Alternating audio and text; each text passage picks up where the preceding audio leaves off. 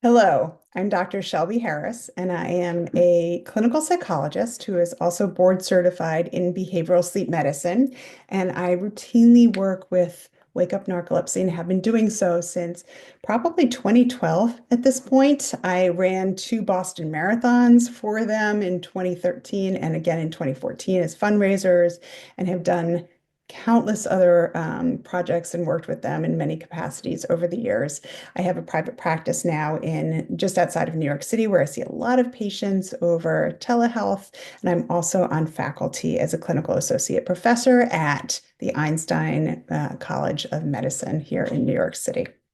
And today I'm going to read Hansel and Gretel by the Brothers Grimm, translated from German by Edgin Taylor and Marion Edwards. Hard by a great forest dwelt a poor woodcutter with his wife and his two children. The boy was called Hansel and the girl Gretel. He had little to bite and to break, and once when great dearth fell on the land, he could no longer procure even daily bread. Now, when he thought about this by night in his bed, and tossed about it in his anxiety, he groaned and said to his wife, "What is to become of us? How are we to feed our poor children when we no longer have anything even for ourselves?" "I'll tell you what, husband," answered the woman. "Early tomorrow, when we will take the children out into the forest to where it is the thickest, there we will light a fire for them and give each of them one more piece of bread. And then we will go to our work and leave them alone. They will not find the way home again, and we shall be rid of them." "No, wife," said the man, "I will not do that. How can I bear to leave my children alone in the forest? The wild animals would soon come and tear them to pieces." "Oh, you fool," she said, "then we must all four die of hunger. You may as well plane the planks for our coffins." And she left him no peace until he consented. "But I feel very sorry for the poor children, all the same," said the man. The two children had also not been able to sleep for hunger, and had heard what their stepmother had said to their father. Gretel wept bitter tears and said to Hansel, "Now all is over with us." "Be quiet, Gretel," said Hansel. "Do not distress yourself. I will soon find a way to help us." And when the old folks had fallen asleep, he got up, put on his little coat, opened the door below, and crept outside. The moon shone brightly, and the white pebbles which lie in front of the house glittered like real silver pennies.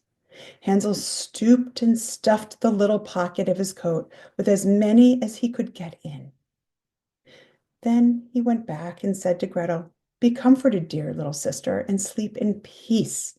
God will not forsake us." And he lay down again in his bed. When day dawned, but before the sun had risen, the woman came and awoke the two children, saying, "Get up, you sluggards! We are going into the forest to fetch wood." She gave each a little piece of bread and said, "There is something for your dinner, but do not eat it up before then, for you will get nothing else." Gretel took the bread under her apron, as Hansel had the pebbles in his pocket. Then they all set out together on the way to the forest. When they had walked a short time, Hansel stood still and peeped back at the house, and did so again and again. His father said, "Hansel, what are you looking at there and staying behind for? Pay attention and do not forget how to use your legs."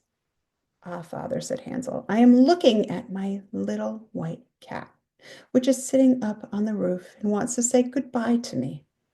The wife said, "Fool, that is not your little cat. That is the morning sun which is shining on the chimneys." Hansel, however, had not been looking back at the cat, but had been constantly throwing one of the white pebble stones out of his pocket on the road. When they had reached the middle of the forest, the father said, "Now, children, pile up some wood, and I will light a fire that you may not be cold." Hansel and Gretel gathered brushwood together as high as a little hill. The brushwood was lighted, and when the flames were burning very high, the woman said, "Now, children, lie yourselves down by the fire and rest. We will go into the forest and cut some wood. When we have done, we will come back and fetch you away." Hansel and Gretel sat by the fire, and when noon came, each ate a little piece of bread. And as they heard the strokes of wood axe, they believed that their father was near. It was not the axe, however, but a branch which had fastened to a withered tree, which the wind was blowing backwards and forwards. And as they had been sitting such a long time, their eyes closed with fatigue, and they fell fast asleep. When at last they awoke, it was already dark night. Gretel began to cry and said, "How are we to get out of the forest now?" But Hansel comforted her and said, "Just wait a little until the moon has risen, and then we will soon find the way." And when the full moon had risen, Hansel took his little sister by the hand and followed the pebbles which shone like newly coined silver pieces, and showed them the way. They walked the whole night long, and by break of day came once more to their father's house. They knocked at the door, and when the woman opened it and saw that it was Hansel and Gretel, she said, "You naughty children, why have you slept so long in the forest? We thought you were never coming back at all." The father, however, rejoiced, for it had cut him to the heart to leave them behind alone. Not long afterwards, there was once more great dearth throughout the land, and the children heard their mother saying at night to their father, "Everything is eaten again. We have one half loaf left, and that is the end. The children must go, and we will take them farther into the wood so that they will not find their way out again. There is no other means of saving ourselves." The man's heart was heavy, and he thought, "It would be better for you to share the last mouthful with your children." The woman, however, would listen to nothing that he had to say, but scolded and reproached him. He who says A must say B likewise, and as he had yielded the first time, he had to do so a second time also. The children, however, were still awake and had heard the conversation. When the old folks were asleep, Hansel got up again and wanted to go out and pick up pebbles as he had done before, but the woman had locked the door, and Hansel could not get out. Nevertheless, he comforted his little sister and said, "Do not cry, Gretel. Go to sleep quietly. The good God will help us." Early in the morning came the woman and took the children out of their beds. Their piece of bread was given to them, but it was still smaller than the time before. On the way into the forest, Hansel crumbled his in his pocket and often stood still and threw a morsel onto the ground. "Hansel, why do you stop and look round?" said the father. "Go on." "I am looking back at my little pigeon, which is sitting on the roof and wants to say goodbye to me," answered Hansel. "Fool," said the woman, "that is not your little pigeon. That is the morning sun that is shining on the chimney." Hansel, however, little by little, threw all the crumbs on the path. The woman led the children still deeper into the forest where they had never in their lives been before. Then a great fire was made again, and the mother said, "Just sit there, you children, and when you are tired, you may sleep a little. We are going into the forest to cut wood, and in the evening, when we are done, we will come and fetch you away." When it was noon, Gretel shared her piece of bread with Hansel, who had scattered his by the way. Then they fell asleep, and evening passed. But no one came to the poor children. They did not awake until it was dark night, and Hansel comforted his little sister and said, "Just wait, Gretel, until the moon shines, and then we shall see the crumbs of bread which I have strewn about. They will show us our way home again." When the moon came, they set out, but they found no crumbs, for the many thousands of birds which fly about in the woods and fields had picked them all up. Hansel said to Gretel, "We shall soon find the way." But they did not find it. They walked the whole night and all the next day, too, from morning till evening, but they did not get out of the forest and were very hungry, for they had nothing to eat but 2 or 3 berries, which grew on the ground. And as they were so weary that their legs would carry them no longer, they lay down beneath a tree and fell asleep. It was now 3 mornings since they had left their father's house. They began to walk again, but they always came deeper into the forest, and if help did not come soon, they must die of hunger and weariness. When it was midday, they saw a beautiful snow-white bird sitting on a bough, which sang so delightfully that they stood still and listened to it. And when its song was over, it spread its wings and flew away before them. And they followed it until they reached a little house, on the roof of which it alighted. And when they approached the little house, they saw that it was built of bread and covered with cakes. but that the windows were of clear sugar. We will set to work on that, said Hansel, and have a good meal. I will eat a bit of the roof, and you, Gretel, can eat some of the window, and it will taste sweet. Hansel reached up above and broke off a little of the roof to try how it tasted. And Gretel leaned against the window and nibbled at the panes. Then a soft voice cried from the parlor, "Nibble, nibble, gnaw. Who is nibbling at my little house?" The children answered, the wind, the heaven-born wind," and went on eating without disturbing themselves. Hansel, who liked the taste of the roof, tore down a great piece of it, and Gretel pushed out the whole of one round window pane, sat down, and enjoyed herself with it. Suddenly the door opened, and a woman as old as the hills, who supported herself on crutches, came creeping out. Hansel and Gretel were so terribly frightened that they let fall what they had in their hands. The old woman, however, nodded her head and said, "Oh, you dear children who had brought you here, do come in and stay with me. No harm shall happen to you." She took them both by the hand and led them into her little house. Then good food was set before them, milk and pancakes with sugar, apples, and nuts. Afterwards, two pretty little birds were covered with clean white linen, and Hansel and Gretel lay down in them and thought they were in heaven. The old woman had only pretended to be so kind. She was in reality a wicked witch who lay in wait for children and had only built the little house of bread in order to entice them there. When a child fell into her power, she killed it, cooked it, and ate it. And that was a feast day for her. Witches have red eyes and cannot see far, but they have a keen scent like beasts and are aware when human beings draw near. When Hansel and Gretel came into her neighborhood, she laughed with malice and said mockingly, "I have them! They shall not escape me again."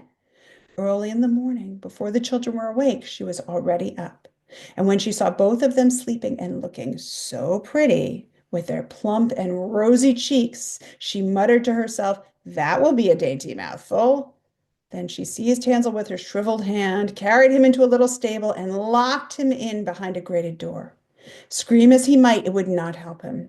Then as she went to Gretel, shook her till she awoke and cried, "Get up, lazy thing, fetch some water and cook something good for your brother. He is in the stable outside and he is to be made fat. When he is fat, I will eat him."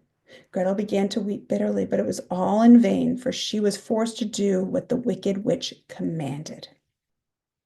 And now the best food was cooked for poor Hansel, but Gretel got nothing but crab shells. Every morning the woman crept to the little stable and cried, "Hansel, stretch out your finger that I may feel if you will soon be fat." Hansel, however, stretched out a little bone to her, and the old woman, who had dim eyes, could not see it and thought it was Hansel's finger, and was astonished that there was no way of fattening him. When 4 weeks had gone by and Hansel still remained thin, she was seized with impatience and would not wait any longer. "Now then, Gretel," she cried to the girl, "stir yourself and bring some water. Let Hansel be fat or lean. Tomorrow I will kill him and cook him." Ah, how the poor little sister did lament when she had to fetch the water, and how her tears did flow down her cheeks. "Dear God, do help us," she cried. "If the wild beasts in the forest had but devoured us, we should at any rate have died together." "Just keep the noise to yourself," said the old woman. "It won't help you at all." Early in the morning, Gretel had to go out and hang up the cauldron with water and light the fire. "We will bake first," said the old woman. "I have already heated the oven and kneaded the dough." She pushed poor Gretel out from the oven, from which flames of fire were already darting. "Creep in," said the witch, "and see if it's properly heated so that we can put the bread in." And once Gretel was inside, she intended to shut the oven and let her bake in it.